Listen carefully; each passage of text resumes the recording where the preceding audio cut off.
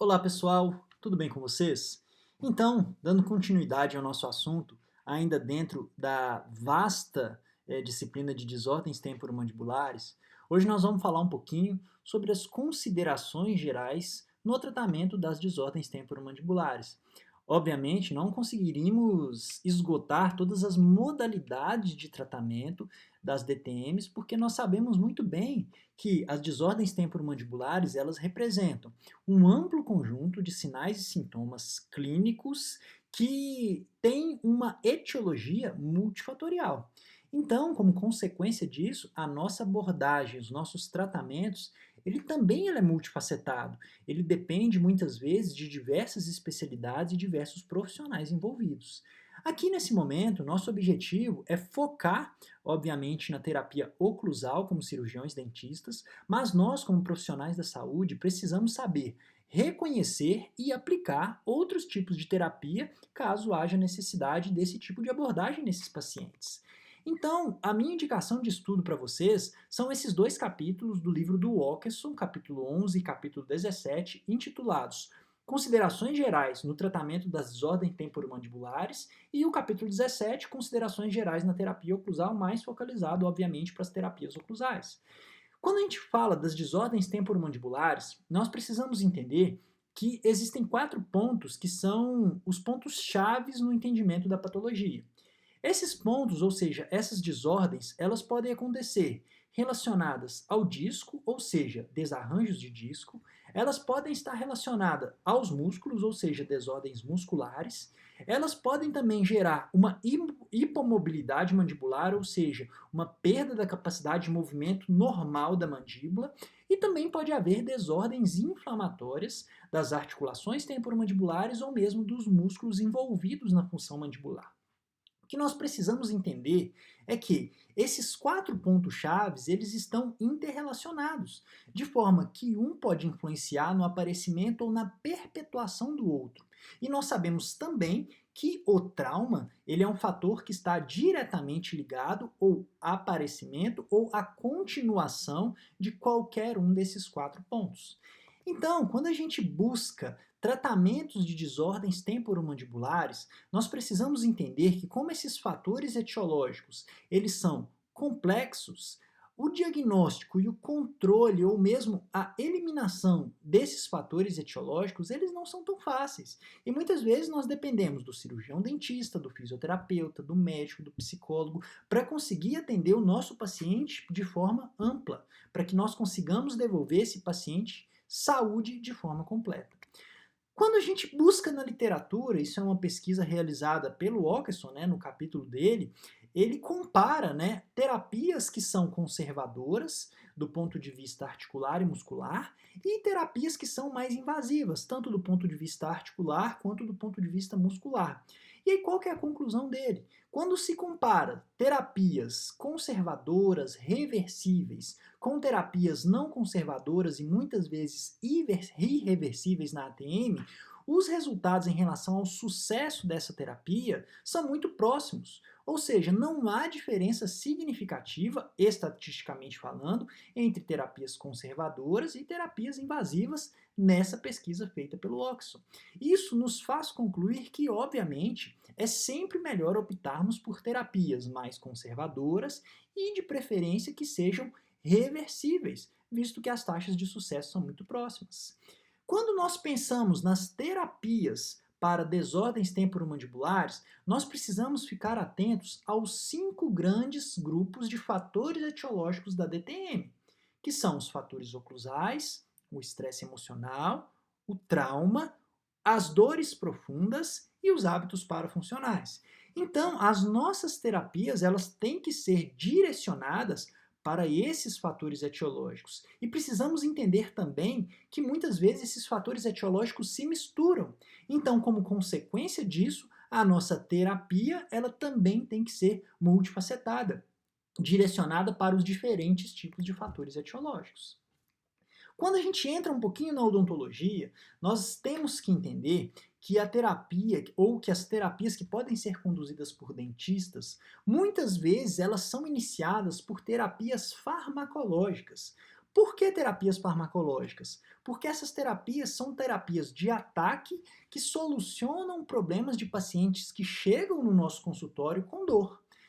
Com inúmeros medicamentos que são disponíveis, tanto de forma tópica, quanto de forma injetável, quanto de forma intraoral, nós precisamos escolher entre a gama de medicamentos que nós temos disponíveis, aqueles que nós, como dentistas, podemos receitar e que trazem conforto para o nosso paciente que nos procura com acessos agudos de dor relacionadas tanto à articulação quanto aos músculos envolvidos na função mandibular.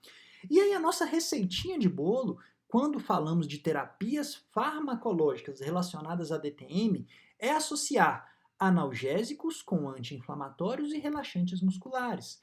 Obviamente, pessoal, nós podemos associar qualquer medicamento dessas classes, mas cada dentista ele segue uma escola e tem uma preferência. O que eu vou passar aqui para vocês é uma terapia farmacológica simples, onde nós associamos o analgésico com o anti-inflamatório não esteroidal, que é o Toragesic, associado ao relaxante muscular, que é o Dolamine-Flex. O uso desses dois medicamentos em episódios agudos de dor, eles nos proporcionam tempo para planejar e para desenvolver terapias que seriam mais solucionáveis ou que seriam mais resolutivas no problema que o paciente apresenta. Obviamente, a terapia por farmacologia é uma das nossas opções, mas nós temos também a fisioterapia, que é uma outra abordagem que o cirurgião dentista pode abrir mão para que o nosso paciente ele tenha mais condições de esperar uma terapia mais resolutiva. Obviamente, a fisioterapia muitas vezes ela pode ser conduzida pelo próprio dentista ou aquele dentista pode encaminhar o paciente para uma fisioterapia com um fisioterapeuta especializado em articulação temporomandibular. Só que, obviamente, nós estamos puxando a sardinha para as terapias oclusais. E aí, quando pensamos em terapias oclusais ou em alterações oclusais, o nosso objetivo é relacionar melhor os dentes superiores com os dentes inferiores, e isso pode acontecer por meio da prótese, da dentística, da ortodontia, às vezes até da cirurgia ortognática. Mas nós precisamos, além de engrenar melhor esses dentes, trabalhar o contato oclusal em conjunto com a devolução de uma estabilidade ortopédica. Ou seja, o tratamento oclusal ele vai entrar na nossa terapia ou no nosso plano de tratamento quando nós temos certeza de que aquela oclusão ela está sendo patológica e sim está contribuindo para uma possível desordem temporomandibular.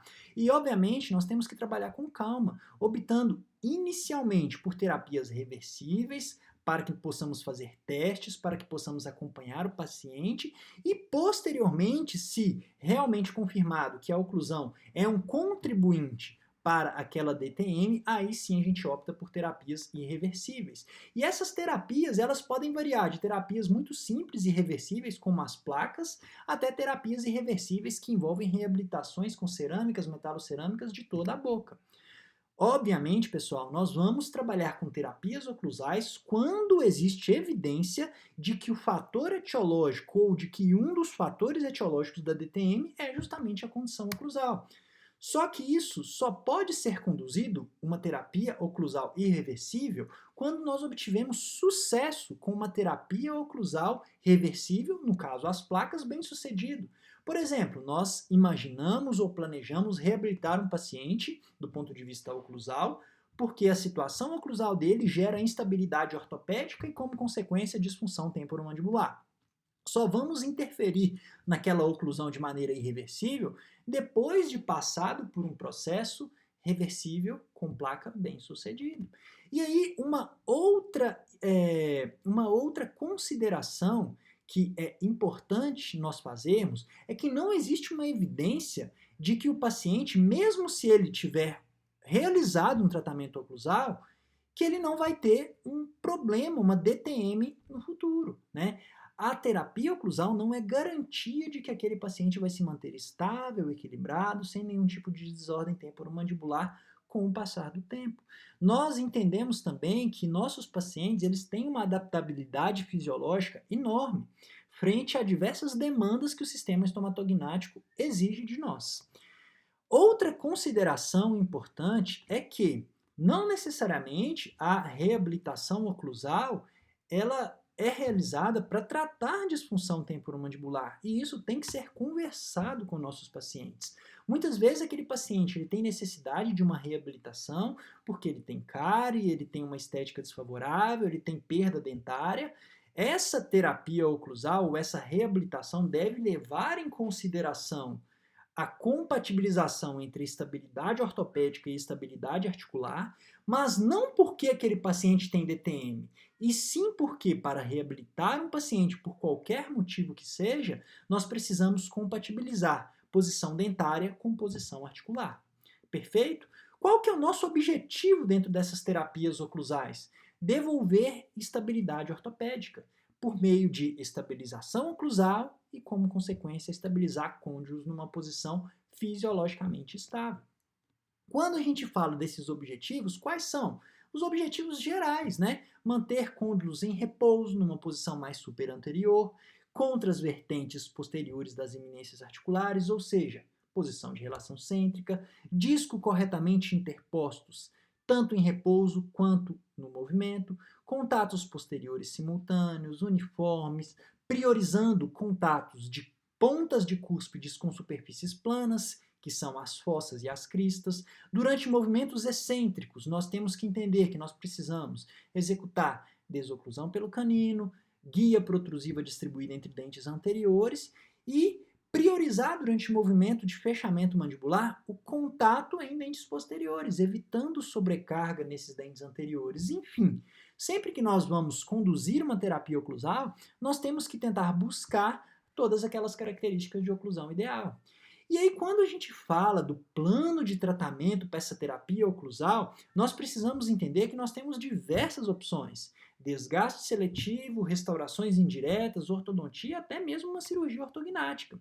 E normalmente, o fator que influencia nessa decisão, se eu consigo tratar um paciente somente com desgaste seletivo, ou se eu tenho que abrir mão de um tratamento mais invasivo, é a discrepância vestíbulo-lingual entre os arcos superior e inferiores, que é interpretada pela posição, ou perdão, pela regra dos terços, que avalia justamente essa discrepância entre os arcos no sentido vestíbulo-lingual. A gente já falou um pouquinho disso. Mas, além disso, nosso plano de tratamento oclusal ele tem que ser baseado em algumas outras premissas, como a resolução dos sintomas daquele paciente. O sintoma que aquele paciente apresenta, ele realmente justifica nós fazemos uma terapia oclusal talvez muito invasiva? Como estão os dentes do meu paciente? Ele tem dentes remanescentes rígidos, tem muitos dentes restaurados, já apresenta perdas dentárias. Além disso, como está a saúde sistêmica daquele paciente? Ele tem condições fisiológicas de receber tratamentos mais invasivos? E a estética, ela é um fator preponderante? E, por fim, apesar de não direcionar 100% nos nossos tratamentos, mas os custos eles sempre devem ser levados em consideração pelos nossos pacientes. Perfeito? Então é isso, pessoal. Um videozinho bem rápido, estamos aí com 13 minutos, simplesmente para conduzir vocês na continuação do estudo. Mais uma vez, eu agradeço pela paciência, agradeço por tudo, pela atenção. Um abraço, fiquem com Deus.